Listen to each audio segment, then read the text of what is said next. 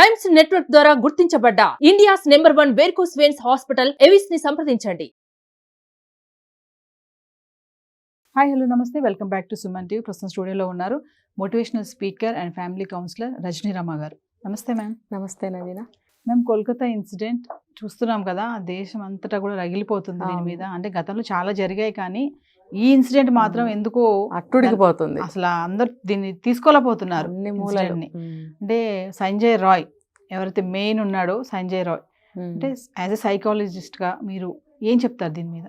వాడు మనస్తత్వమే అటువంటిదని మనకి టెస్ట్లో నిన్న లైవ్ టెస్ట్ ఏదో చేశారు కదా, దాంట్లో వాడు మాట్లాడిన విధానం ఎలా ఉందంటే, వాడికి అంతమంది డాక్టర్స్ సమక్షంలో వాడికి ఒక స్పెషల్ టెస్ట్ చేస్తున్నారు అన్న ఫీలింగ్ కానీ భయం కానీ వాడికి ఏమాత్రం కనిపించటం లేదు. ఎలా అయితే బయట నన్ను చంపేస్తారా, ఉరి తీస్తారా, తీసుకోండి అని అన్నాడో అక్కడ కూడా అదే విధంగా మాట్లాడుతున్నాడు అని అంటే వాడి మనస్తత్వమే అటువంటి ప్రవృత్తి, మనస్తత్వం రెండు కూడా. వాడి ఒక ఎక్కడ కూడా కరుణ, ఒక మానవత్వం అనేది వాడిలో లేదు.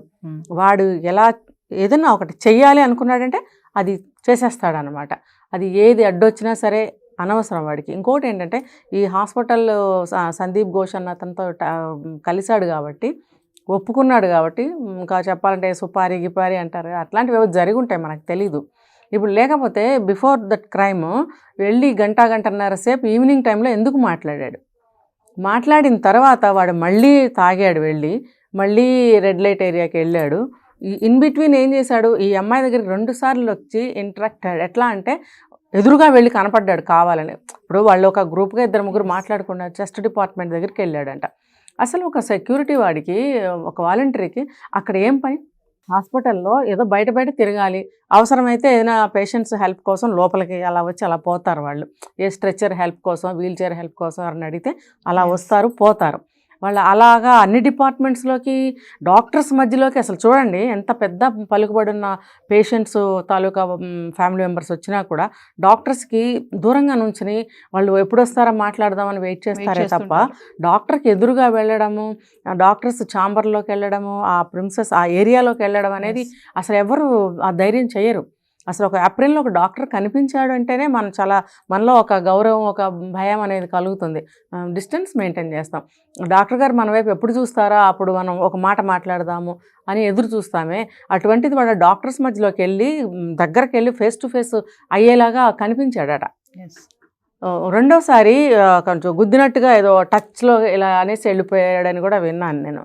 అంటే వాడు కావాలని ఆ అమ్మాయి దృష్టిని తన వైపు తిప్పుకున్నాడు. తను ఆ అమ్మాయిని టెస్ట్ చేసుకోవడానికి కూడా ఒకసారి టచ్ చేశాడు. అది వాడు చేసింది. తర్వాత ఈ సందీప్ ఘోష్ దగ్గరికి వెళ్ళాడు. అంటే నేను ఇక్కడ ఇలా ఏమేమైతే వీడు చేస్తున్నాడో అతనితో మాట్లాడటానికి వెళ్ళాడు. అంటే ఆ కనెక్షన్లో ఉన్నాడు, కాంటాక్ట్లో ఉన్నాడు వాడు ఆ ప్రిన్సిపల్ తోటి. ఇంకా వాడి పేర్లు కూడా మనకు అనవసరం, కష్టపడి మనం వాళ్ళ పేర్లు తీయాల్సిన అవసరం లేదు. ఆ ప్రిన్సిపల్ దగ్గరికి వెళ్ళాడు, వెళ్ళి అప్డేట్స్ ఇస్తున్నాడు అనమాట. వాడు ఇస్తున్నాడు, మధ్యలో మళ్ళీ తాగడానికి వెళ్తున్నాడు, మళ్ళీ రెడ్ లైట్కి వెళ్తున్నాడు. అంటే వాడు లేచిన దగ్గర నుంచి వాడి పనే అదనమాట. వాడి శరీరం కోరుకునేది ఏంటంటే, వాడికి ఒక నష కావాలి, శరీరానికి ఒక ఇది కావాలి, ఏమంటారు, ఒక ఎంజాయ్మెంట్ కావాలి. ఆ రెండిటి మీదనే వాడు బ్రతుకుతాడు. వాడికి తిండి అవసరం లేదు. వాడు చూసారా ఎలా ఉన్నాడు? వాడి కండ ఎక్కడ 100 గ్రాములు కూడా లేదు శరీరంలో. వాడు పల్చగా ఎండిపోయి ఒక ఎముకల ఒక ఇదిలాగా, గూడు కూడా కాదు, ఒక గట్టి ఐరన్ రాడ్ లాగా ఉన్నాడు వాడు. వాడిలో ఎంత బలం ఉందో కూడా ఉందా అని అనిపిస్తుంది వాడి బాడీ చూస్తే. సన్నగా ఉన్నాడు కానీ ఎలా ఉన్నాడు వాడు? ఉక్కు కడ్డీలాగా. వాడి తినడం, తాగడం, ఈ రెడ్ లైట్కి వెళ్ళడం. వాడికి వేరే ధ్యాస లేదు, వేరే పని లేదు. ఏం పని? ఈ వాలంటరీగా ఉన్నాడు, వీళ్ళు ఏదో చూస్తున్నారు, డబ్బులు ఇస్తున్నారు, వెళ్తున్నాడు, పని చేసుకుంటున్నాడు, వస్తున్నాడు. సో వాడికి వేరే ఏమీ లేదు. ఒప్పుకున్న పనిని అలా చేసేయడమే వాడికి. అందులోకి వాడికి ఇష్టమైన వృత్తి అయ్యే. మేడం ఒక క్వశ్చన్ చెప్పండి. సైకో అని మనం చాలా న్యూస్లో కూడా చూస్తున్నాం కదా. ఆల్రెడీ లైట్ డిటెక్టివ్ టెస్ట్లో కూడా వాడి సిబిఐ కూడా చాలా ఆశ్చర్యపోయింది. వాడి మెంటాలిటీ అంటే పశు ప్రవర్తన కలిగిన మెంటాలిటీ, నేర ప్రవృత్తి ఉన్న మెంటాలిటీ ఉంది అని చెప్పేసి. అంటే కామం అనే దగ్గరికి వస్తే మేడం, అంటే సైకోలు కూడా అంత విచక్షణ రహితంగా ఉంటారా ఆ టైంలో? విచక్షణ రహితంగా అంటే వాళ్ళకి ఇంకా ఏముందో చూద్దాం, ఇంకా ఇలా చేస్తే ఎలా ఉంటుందో, అలా చేస్తే ఎలా ఉంటుందో, ఇంకా అలా చేస్తే ఇంకా ఇంకా ఎలా ఉంటుందో, ఇంకా ఎలా కిక్ వస్తుందో, వాడి బుద్ధి ఎక్కడికో వెళ్ళిపోతుంది అనమాట. ఇప్పుడు మనం విన్నాం ఈ మధ్యకాలంలో తూర్పుగోదావరి జిల్లాలో బర్రెలు గేదెలు ఇంట్లో ఉంటాయి కదా, దాన్ని వెళ్ళి గ్యాంగ్ రేప్ చేశారంట. దానికన్నా ముందు విన్నాం ఒక 2-3 years బ్యాక్, ఒక మేకక ఇట్లానే ఒక గేదెకో ఒక మనిషి జంతువు రూపంలో ఒక బిడ్డ పుట్టింది అని. బిడ్డ అనాలో మరి దూడ అనాలో మనకు అర్థం కావట్లేదు, 2 పోలికలతో పుట్టిందట. అంటే ఒకవేళ అది ఏదో ఒక మనిషి దాన్ని ఏదో చేయబట్టే ఒకవేళ అలా అవుతుందా మనకు తెలీదు సృష్టి ఏంటో అనేది. కానీ అలా ఎందుకు పుట్టాల్సి వచ్చింది ఒక బర్రెకి బర్రె దూడ పుట్టాలి కదా, ఇలా ఎందుకు పుట్టింది అంటే ఒకవేళ నిజంగా పూర్తి మానవ రూపంలో పుడితే అది బ్రతికి బయటగట్టి మనిషిలాగా తిరిగింది అనుకోండి, ఊహించండి. ఇప్పుడు మనకి మొన్న ఏదో సినిమా తీశారు చూడండి, ప్రభాస్ పిక్చర్ ఒకటి వచ్చింది, ఇన్ ఫ్యూచర్ కల్కిలో ఇన్ ఫ్యూచర్ ఎలా ఉంటుందని ఊహించి తీశాడు కదా. అలాగే మనం ఊహించవచ్చు ఇలాంటిది. అలా పుట్టి ఒక మనిషి ఎదిగి పెద్దవాడైతే వాడి ప్రవృత్తి ఎలా ఉంటుంది, జంతువులానే ఉంటుంది కదా. కాబట్టి మనం ముందు బ్రహ్మంగారు చెప్పినట్టు ఏమేమి జరుగుతాయో మనకు తెలియదు. ఇవన్నీ కూడా అందులో భాగాలే అనిపిస్తుంది. వీడు ఆడ జంతు స్వభావం కలిగిన వాడు అనమాట. మరి వీడు మనిషికి పుట్టాడా జంతువుకి పుట్టాడా అని మనకి కోపం మీద అనేక భావాలు, ఇవన్నీ కూడా నిజాలని కాదు. ఒకవేళ అలాంటివి జరిగితే ఏముందండి, సమాజం ఏముంది, సృష్టి ఏముంది, ప్రపంచం ఏముంది, అసలు ఒక ఇది లేదు, ఒక అంతం అనేది లేదు. వీటికి పిచ్చిగా ప్రవర్తిస్తున్నాడు వీడు. అలాగే వీడు కూడా చాలా చాలా అమానుషంగా ఒక పశువులాగా బిహేవ్ చేస్తున్నాడు వీడు. అంటే మేడం, యాజ్ ఏ కౌన్సిలర్గా మీ దగ్గర సెషన్స్కి వస్తూ ఉంటారు కదా, అంటే ఇలాంటి వాళ్ళకి అసలు కౌన్సిలింగ్ సరిపోతుంది అంటారా? ఎంత కామము అంటే వాడు ఆ సంజయ్ రాయ్ ఎవరైతే ఉన్నాడో అతని ఫోన్లో కూడా మొత్తం పాన్ వీడియోసే ఉన్నాయంట. ఈ సంఘటన జరిగే ముందు కూడా రెడ్ లైట్ ఏరియాలో తిరిగాడని కూడా చెప్తున్నారు. సంఘటన అయిన తర్వాత కూడా వెళ్ళాడని చెప్తున్నారు. అంటే ప్రీవియస్ కూడా చాలా రికార్డ్ ఉంది, క్రైమ్ రికార్డ్ వాడికి. అయితే మరి అంటే ఇలాంటి వాళ్ళకి అసలు చేంజ్ అవుతారా వాళ్ళు? కౌన్సిలింగ్ అంటూ వాళ్ళకి పనికొస్తాయి? అసలు కౌన్సిలింగ్ పనికిరాదు వాళ్ళకి. ఇప్పుడు అండమాన్ జైల్లో, తిహార్ జైల్లో వాళ్ళకి కాళ్ళకి మెడలకి పెద్ద ఇనప గొలుసులు వేసి ఉంచుతారు ఎప్పుడు చూసినా. ఎందుకంటే వాళ్ళు ఏ క్షణంలో కదిలి ఏం చేస్తారు, వాళ్ళకి కాపలా కాయలేరు. ఇంతంత లావు గొలుసులు వేసి బంధించి ఉంచుతారు వాళ్ళని. వాళ్ళకి ఎటువంటి కౌన్సిలింగ్లు పనికిరావు. అది అలాగదో ఒక ముద్ద పడేసి పనిష్మెంట్ రూపంలో ఉంచడమే. వాళ్ళని బయటికి కూడా రానివ్వరు అసలు. అంతే, వాళ్ళ కౌన్సిలింగ్లు పనికిరావు. ఎందుకంటే వాళ్ళ మీద కొంతమంది మీద మందులు పనిచేయవు, అలాగే కౌన్సిలింగ్లు కూడా పనిచేయవు. వాళ్ళకి ఏంటంటే రూడ్గా, మోటుగా, గుడ్డిగా ఒక పనిష్మెంటే వాళ్ళకి. ఇప్పుడు స్కిన్ అనేది నొప్పి అనేది వస్తుంది కదా, ఆ స్కిన్కి నొప్పి కలిగించడమే తప్ప వాడి మనసులో ఎటువంటి నొప్పి కానీ మార్పు కానీ రాదు, వాళ్ళల్లో రానే రాదు. ఇప్పుడు చెంచల్గూడ జైలుకి మాలాంటి కౌన్సిలర్స్ వెళ్ళి కౌన్సిలింగ్ ఇస్తున్నారు. నేను కూడా ట్రై చేశాను వెళ్దామా అని. కానీ కరడుగట్టిన నేరస్తులు వాళ్ళు, ఆ పేరే ఎందుకు వచ్చింది వాళ్ళకి దేనికి లొంగరు, వాళ్ళు దేనికి లొంగరు. వాళ్ళకి అదే ఆ పనిష్మెంటే ఒక్కటే దారి. అంటే ఆ రోజు సంజయ్ రాయ్ కూడా ఆల్కహాల్ తీసుకుని వెళ్ళాడు ఆ సంఘటన చేయడానికి అని చెప్పి కూడా అంటున్నారు కదా. అంటే ఆల్కహాల్ తీసుకుని వెళ్ళాడు అంటే నేను అంటే ఆ భయాన్ని పోగొట్టుకుంటూ ఆ మర్చిపోవడానికి వెళ్ళి చేయడం అంటారా దాన్ని? ఆ టైంలో లేదు, వాడికి 24 hours అదొక మత్తు ఇంజెక్షన్ లాగా ఉండాలి వాడికి. నన్ను అడిగితే వాడు ఒక తాగుడే కాదు, వాడికి ఈ డ్రగ్స్ కూడా అలవాటు ఉండే ఉంటుంది వాడికి. ఆ డ్రగ్స్ నిషాలో నరాలు ఉత్తేజం అయిపోతాయి, బాగా అలర్ట్ అయిపోతాయి, యాక్టివ్ అయిపోయినప్పుడు వాడిలో ఉన్న కోరికలు కూడా విపరీతంగా విజృంభించినప్పుడు వాడికి పైశాచికమైనటువంటి ఒక ఆనందం వస్తుంది వాళ్ళల్లో.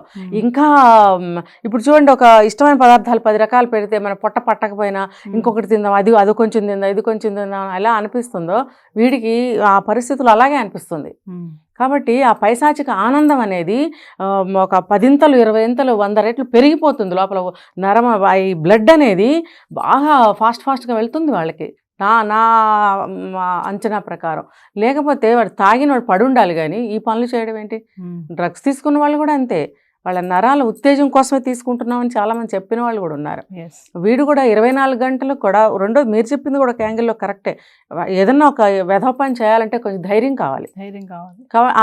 ఆ ధైర్యం కోసం, ఆ భయం పోవడానికి కూడా, అంటే తెలిసి చేస్తున్నామనే ఒక స్పృహ లేకుండా ఉండటం కోసము, భయం లేకుండా ఉండటం కోసము, ఇంకొంచెం ఎక్కువ ఎంజాయ్మెంట్ కోసము వీళ్ళు ఇలా తీసుకుంటాం అనేది జరుగుతుంది. సో ఓవరాల్ గా మేడం ఇన్సిడెంట్ ఫాలో అవుతున్నారు మీరు, మనం గతంలో Yes. మనం కూడా వీడియో చేసాము ఒకటి. ఉమ్. ఫైనల్ గా ఏం చెప్తారు ఈ ఇన్సిడెంట్ పైన? అంటే రేపు జడ్జ్మెంట్ ఎలా వస్తుంది అనుకుంటున్నారు, ఎలా రావాలనుకుంటున్నారు మీ అనలైసిస్? జడ్జిమెంట్ ఫస్ట్ వీడు చిన్న చిత్క వీడిని పక్కన పెట్టండి, వీడిని ఒక తన్ను తింటే పచ్చడి చేస్తే వీడు అయిపోతాడు. వీడి సంగతి పక్కన పెట్టేస్తారు. పెద్దవాళ్ళు ఉన్నారు కదా, ఆట ఆడుకున్న వాళ్ళు ఉన్నారు, వీళ్ళందరూ పావులు. పావులు ఆటలో ఉపయోగపడతాయి. ఈ సంజయ్ రాయ్ అన్నవాడు కూడా ఒక పావే. వీడు ఆడిన వాడెవడు? పైవాడు, ఆ ప్రిన్సిపాల్. ఆ ప్రిన్సిపాల్కి ఆ పొలిటికల్ వాళ్ళకి సంబంధాలు ఉన్నాయి, అంతే కదా. తర్వాత వాళ్ళు చేస్తున్న బిజినెస్, ఇదంతా ఒకదానికొకటి లింకు, ఒకదాని మీద ఒకటి డిపెండెన్స్. ఒకటి లేకపోతే ఒకటి జరగదు. వీళ్ళందరూ కూడా దుష్ట త్రయం అన్నమాట. ఈ కాలేజీ ఒకటి, గవర్నమెంట్ ఒకటి, తర్వాత ఈ బిజినెస్ అనేది ఒకటి, ఇంటర్లింక్ వాళ్ళందరికీ కూడా. వాళ్ళందరూ కలిసే చేస్తారు. ఇవి జరుగుతున్నందుకు సినిమా తీస్తున్నారా, సినిమాలు తీసినందుకు ఇలా జరుగుతున్నాయి అనేది నాకు చిన్నప్పటి నుంచి అర్థం కాని ప్రశ్న ఇది. మొత్తానికి సినిమాలో జరిగినట్టే బయట జరుగుతున్నాయి, బయట జరిగినట్టే సినిమాలు తీస్తున్నారు. కాబట్టి వీళ్ళు అందరూ కూడా కలిసే చేస్తారండి. పెద్ద పెద్ద క్రైమ్స్, పెద్ద పెద్ద బిజినెస్లు చేసేటప్పుడు ఈ పెద్ద పెద్ద వాళ్ళ హ్యాండ్స్, వాళ్ళ సపోర్టు, వాళ్ళ అండ, వాళ్ళ ధైర్యం ఉంటేనే ఇవి జరుగుతాయి. లేకపోతే ఊరికనే చూడండి, ఏ బిజినెస్ చేయాలన్నా ఇద్దరు ముగ్గురు కలిసే చేస్తారు. చూడండి, ఒకళ్ళు ఎలా చేయగలుగుతారు? దీనికి కొంచెం ధైర్యం రావాలన్నా, కొంచెం సపోర్ట్ కావాలన్నా ఇద్దరు ముగ్గురు కలిసి చేయాలి. గవర్నమెంట్తోనే వీడికి అంత అండా దండ సపోర్ట్ దొరికినాయి అని అంటే వాడు ఇంకెంత ధైర్యంగా విజృంభించి చేస్తున్నాడు. మరి ఇదంతా చేయడానికి అదే కారణం కదా. మరి కొంతమంది ప్రెసిడెంట్ రూల్ రావాలని అంటున్నారు. ప్రెసిడెంట్ రూల్ వస్తే కూడా చాలా మంచిది. ఎందుకంటే ఈ పొలిటికల్ అనేది మొత్తం చేంజ్ అయిపోవాలి అక్కడ బెంగాల్లో. అక్కడే కాదు, కొన్ని స్టేట్స్లో ఇంకా జరుగుతూనే ఉన్నాయి. ఇదిలా ఉంటే నిన్న బాంబేలో మళ్ళీ కొత్తగా ఇంకొక కేసు, ఒక చిన్నపిల్ల మీద ఒక స్వీపర్ దారుణంగా రేప్ చేశాడని చెప్పి. దేశం అట్టుడికిపోతుంది ఓ పక్కన. వాడిని ఏం చేస్తారో ఈ క్షణంలో అనేది అందరూ ఉత్కంఠగా ఎదురు చూస్తున్నారు. మరి ఈ నీచుడు ఏంటి చెప్పండి? అంటే నాకు అర్థమవుతుంది, కీచకులు అంటారు, వీళ్ళు చాలా ఉన్నారనమాట. వీళ్ళని ఎలా ఏరేయాలి చెప్పండి? ఎక్కడికక్కడ ఎవరికి వాళ్ళే కాషస్గా ఉండి వాళ్ళని దూరం పెట్టి వాళ్ళని అంతే వదిలేయాలి. వాళ్ళని మనం కలుపుకోకూడదు. ఏ చిన్న వాళ్ళ మీద అనుమానం వచ్చినా, తేడా వచ్చినా కేసు పెట్టి పడేయటమే, వెళ్ళి లోపల ఉంటారు. మరి ఇంకా వేరే విధంగా మనం వెలేయలేం వాళ్ళని. Thank you ma'am.